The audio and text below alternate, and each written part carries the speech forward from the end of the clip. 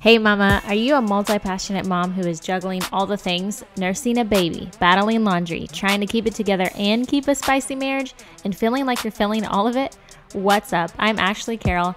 I'm here to hold your hand through this process because I believe when you're ready to take control of your life, beat the limiting excuses, step into your own power, you can not only survive, but you can thrive. But you're gonna have to show up for yourself. It's time for me to tough love your way through prioritization, taking self-care seriously, getting rid of excuses, reconnecting with your family, kids, and spouse, and quite honestly, learning to love the chaos because the glory is in the journey. It's in the mess. In this podcast, you will find balance for busy mamas, navigating mom guilt, time management strategies, and everything in between with no fluff and lots of fun. Let's go. What is up, mom friends? We are here, another episode of So She Grows podcast. I'm Ashley. Thank you guys so much for listening in. I am super pumped because just this past week, So She Grows was number 227 in the US on iTunes in the podcast categories of parenting. And then it was number 93 in the same category in New Zealand, which is freaking awesome. And then the week before that, I was charting in South Africa and some other crazy places that I can't pronounce. Malaysia was one of them. I do remember that. So if you hadn't shared this podcast with your friends, do it now because apparently some things I say are helpful. And I hope so. I hope you guys feel that way. And here's the deal. I don't think it has anything to do with me knowing more or anything of that nature, because that is completely untrue. If you're listening to me and you ever are thinking, man, she's got it all together or she knows so much. No, it's that this podcast allows you and I to think it out, to talk it out, and to brainstorm ways that we can grow and flourish and have thrival in our lives instead of just survival, right? Like, I want you guys to thrive to the highest capacity ever. I want you to feel completely amazing in everything that you do. And if there are bad days, because there will be, that you don't get down in the dumps and get stuck in this negative space. Like I've been in so many times. I used to get really into these negative headspaces where I would just beat myself up. Brutal. Why? And so I don't want that for you. So we got this sweet podcast here where we can get together, you and I, and listen and chat and kind of pull ourselves up from our bootstraps and figure out what we're going to do next and how we can best put our foot forward. And if you want to go even deeper, hop into the Facebook group because there we hang out and I post things that are interesting and funny, and we can have conversations over there where you can actually reply to me instead of talking to yourself in your car. But as you know, the best thing that you could possibly do for yourself right now is to link up with me, have a one-on-one So She Grows coaching session, 1 hour, you and I, where we are going to bust through these limiting beliefs. And man, if you're just sitting in a space where you feel like you're not good enough, where life's not together, everything's a mess, it's a tornado just wrecked your life right now, and everything else is feeling the weight of that, like your communication with your spouse, your relationship with your kids, your relationship and how you're treating yourself right now, how you just feel overwhelmed and burnt out and you can't get over those limiting beliefs like I mentioned, and you need somebody to slap you around, that tough love kind of friend, girl, I'm here for you, for real. I've done this for over 150 episodes. As you can tell, scroll on through this podcast, my friend, and you will find all these conversations on things where I lovingly tell you hard truths and just really want to encourage you in all your areas of life, knowing that you're not in it alone, because motherhood is such a communal thing, but yet we get so deep in our own trenches that it feels so hard and so lonely. So if you're ready to bust through those limiting beliefs, get over the excuses, and start to take really hard action to change who you are and the way things are going in your life right now, I am ready to just hash it out with you. Email me at theashcarroll@gmail.com, book those now, and DM me however you want to contact me. It's first come, first serve. It's time to transform your mindset from the inside out. All right, girl, let's get to this episode.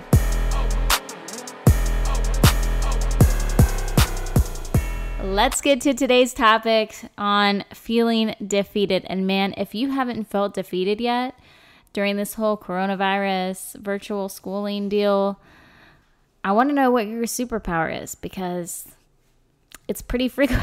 It's not if I will feel defeated. It's how do I handle feeling defeated, because it's pretty frequent around here. You know what I'm saying? So today, as it was, it was just one of those days. If Monica's song, Don't Take It Personal, didn't just flash through your head, I don't know that we can be friends anymore. Just one of them days that a girl goes through. See how I got real gangster at the end right there? No, just kidding. I'm an awful singer, but that song is exactly what flashes through my head every time it's a hard day. Or my other go-to that I sing aloud and make my family know that I'm struggling is Jesus Take the Wheel by Carrie Underwood. And typically that's like my signal to everybody that like, I will kill you if you don't calm down. No, seriously. But today we're talking about feeling defeated, 5 truths that you need to hear. Let's go. And don't mind the noises in the background. I have a little one who is trying to lick clean an basically empty hummus container, but YOLO. So he's trying to get every last bit out of there. So truth number 1 is that it's always easier to believe the lies when you're down and out and when you're tired. We never want to quit on a good day, right? Like when it's a really good day, we feel like we're nailing it. We're pep talking ourselves. We're giving ourselves a pat on the back. We can lay our heads down at the end of the day and just be like, man, I'm on the crap out of that day, right? Like we just feel so good about it. We don't end those days and like, man, that day was so awesome. I quit. I don't want to do it anymore. No. When it's when we're tired and when we feel defeated, when we feel like we just can't get it right, when we feel like everything we try is, it's not working, or it's just all the things, right? All the things are piled on top. And then we start to get in this negative mindset. And of course the enemy is like, man, she's down and out. Here's my like cheap shot to the side, right? And he throws a few punches and we take the hits. And then we believe the lies because we already feel like they're true, right? Because we're not doing so great, and obviously our house is a mess, so it must be true. I'm failing. Oh my gosh, it must be true. Let me tell you right now, wrong. So wrong. Do not believe the lies. Don't let yourself kick yourself. You guys know what I mean. Do not kick yourself while you're down, okay?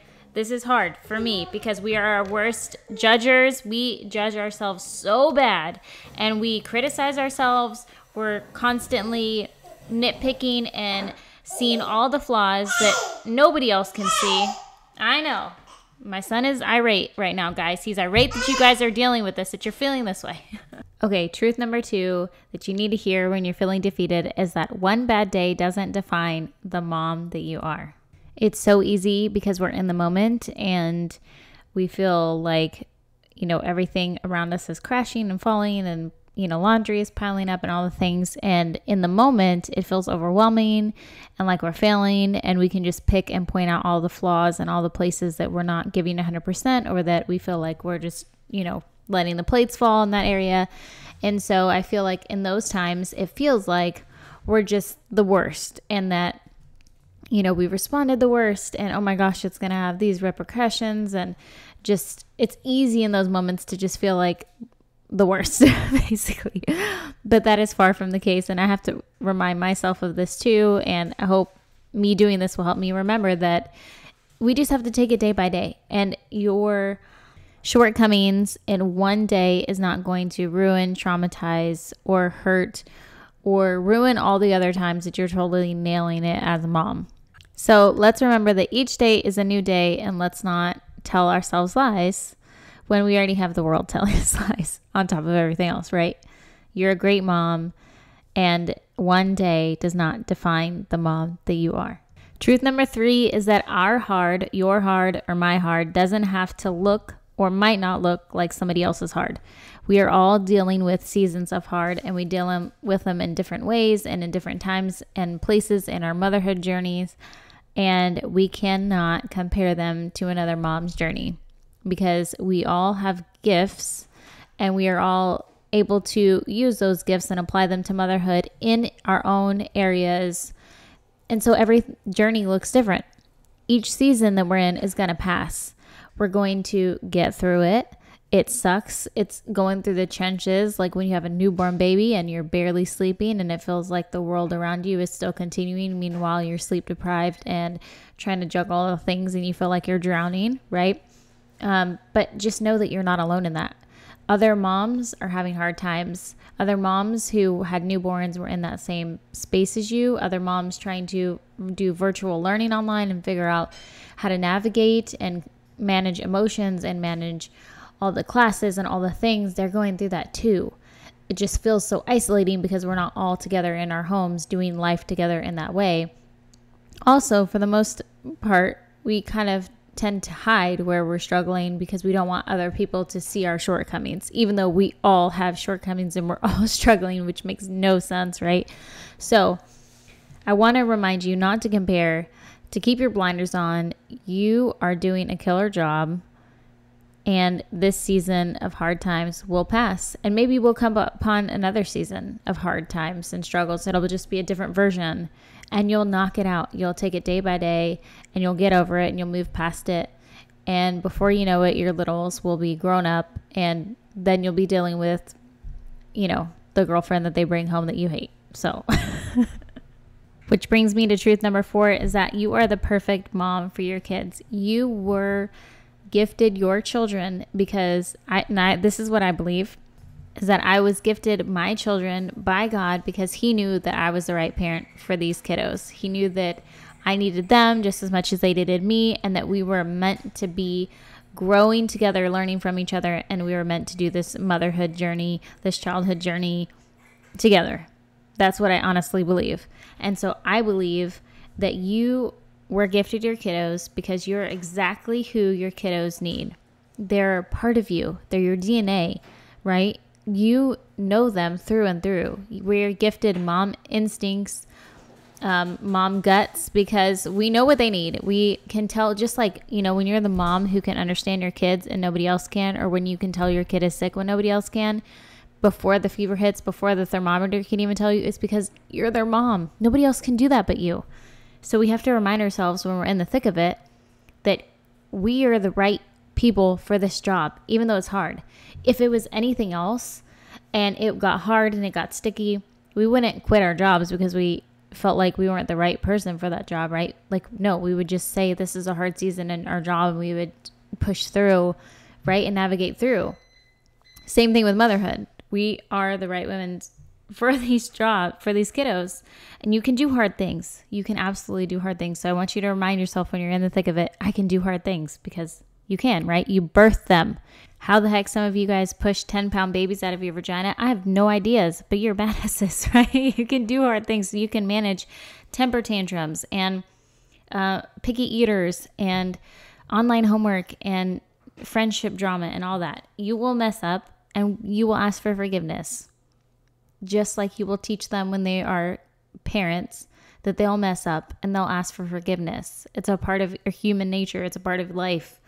And you will still be the one who can love, raise, and care for your kids better than anyone else. And that's the absolute truth. Okay, and lastly is truth number 5, which is let go, step back, slow down, and drop what you're doing. It's more of an advice rather than a truth, and it's because it's like you're cleaning or trying to clean during a tornado. There's no point. When you feel defeated, and it's usually because this is what happened to me, is that I had one kiddo who was doing testing online. Meanwhile, it was my youngest, my baby's nap time, and he was way overdue. So at this point, he's fussy, and I'm trying to pull him away from my kid who's doing online learning because he's doing a test online, which is a nightmare in and of itself, because just online learning and him testing is awful. It was an awful experience. So he's crying, he's upset, and he's going through all his emotions between like, I can do this, to crying, to angry, to I don't want to do this, and this is dumb. Meanwhile, my infant is throwing a fit because he wants me to lay him down. He wants me to carry him, and my kid's trying to listen to the words so he could take the test, and it was just a hot mess. And so in those moments when you feel like you're being pulled in all the directions, right? Like my kitchen was a mess because my infant had already pulled everything out. He's crying, he's fussy. One kid needs me. I can't give him my attention. It's just all these things, right? And then you start to notice everything. It's like once things start to crumble, you just see all the flaws underneath a microscope. And so you see the dishes that aren't clean, the laundry that's piled up, the kids that are screaming, the lunch that hasn't been made. And so this is what I thought of when I was writing out what I wanted to share with you guys today, is that having been through this literally just this afternoon, is that I needed to let go. One, I needed to throw the schedule out the window because that wasn't going to happen. I needed to step back and figure out, okay, where and how can I best serve all these kids the best of my ability? And that may mean that one gets less of me, that I have to let go of control, or that I have to just do the best that I can to the best of my ability and not worry about making one feel left out or feeling that mom guilt that will tend to come up and just tell you, oh my gosh, you're an awful mom. You're leaving him alone while he's testing. He needs your help. He needs you by his side. Like, you know, those are lies. Like, if anything, me stepping back allowed him to take control and to feel less pressure from the lack of my presence, and to just also practice the situation, right? Like, because there's going to be times where I'm not there and I can't be there. Was it ideal? No. But did we survive and did it go okay? Yes. Drop what you're doing. Well, I'm not going to worry about all the things. Like, I can look at the big picture and see all the things that aren't done, or I can just drop what I'm doing and enjoy my kiddos in the moment and just say, you know what? I need to show up right now and do something that will fill myself up and remind myself of who I am and how I'm an awesome mom and how much I love these kiddos. And maybe that means that you drop what you're doing and take your kids for a snow cone. Or maybe that means you drop what you're doing and you go for a walk. Or you forget about the laundry and all the things and you focus on the one thing. So, like I said, you don't need to clean up during a tornado. It's pointless to be folding the clothes when everybody around you is like melting down. What you probably need is to have a dance party or a big group hug, or, you know, the laundry will be there another day. Your kids will remember the moments that you just were there in the mess, and it was imperfect, and it was silly, and it was fun. And those are the things that matter the most, as well as respecting and honoring what you need in those moments the most. And sometimes that means turning on the TV, eating some chocolate, getting out the popcorn, and having a movie night. Like, let go, step back, slow down, and enjoy the moment and remind yourself of why you're gifted these kiddos, even when they're whiny, even when they're annoying, even when they're throwing fits, and just say, you know what? We need to step back. We need to relax. Something's off because we're apparently all losing it, and just come together as a family and enjoy what you can, or make the best of it that you can. Sometimes that means that maybe one kiddo is in timeout still. I mean, you'll survive, they'll survive, and you need to do what's best for yourself in those moments and your kiddos in those moments. Those are my 5 truths that I felt like you guys needed to hear when you're feeling defeated. Let me know if those helped you out. Let me know if that reminded you. I hope that it reminds you of who you are as a mom, that you're awesome and amazing and you can do hard things. Share this episode with a friend if you found like it was helpful. Make sure you hop in my DMs if you want a one-on-one with the So She Grows coaching call. I'm super excited to get to work with you guys one-on-one and navigate this messy space of motherhood. I will catch you guys next time. See ya.